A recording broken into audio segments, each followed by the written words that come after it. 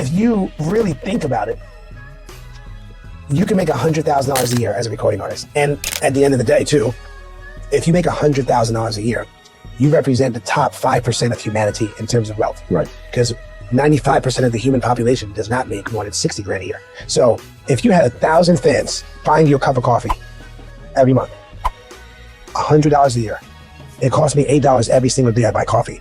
I assume that I'd pay about $40 a week for coffee. And I'm happy to buy my coffee. I don't want to make it at home. I do go to Starbucks, buy my coffee, take my ride, drink my coffee, right? So you're my fan. I want you to buy me a cup of coffee once a month, $8 a month, $100 a year. I need 1,000 of you to buy me a cup of coffee once a month. That's 100 grand a year. And in return, I will give you exclusive access to all the demos I create, all the work tapes. I'll give you a t-shirt a year. I'll give you live streams.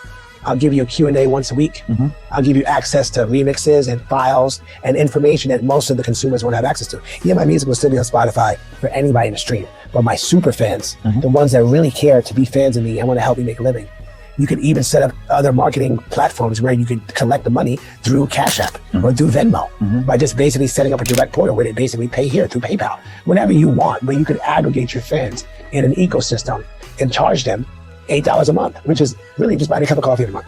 Your fans understood it as simply as that. They buy you a cup of coffee every month. It would be their pleasure because they're a super fan and they really want you to succeed. All you want to do is make 100 grand a year so you can do music full time and continue to serve them. Now, the algorithm doesn't reward you because you have more followers. And the algorithm doesn't penalize me because I have 10,000 fans. Right. The algorithm looks at what this product, what kind of interaction the product is receiving at any given moment. It's not by accident that songs go viral, and it's not by accident that songs become hits, because the truth is everybody's responding favorably at the same time and sharing information and pushing it forward. I mean, at the end of the day, you don't need money.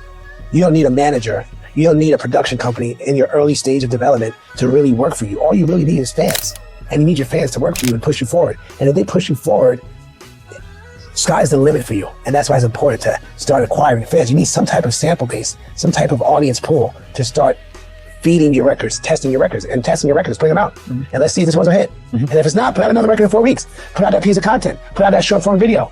Let's see if these fans are reacting. And I'm telling you, it rewards the records that are really reactive. It doesn't matter how big of a pool size you're testing or releasing this music into. It's about how that pool size is reacting to your music. So a hit is necessary. And every artist needs a hit record to go to the next level. Right. And that's the difference between the ones who become global superstars and the ones who don't. If you're an independent artist with a desire to be a global superstar, you need a hit record.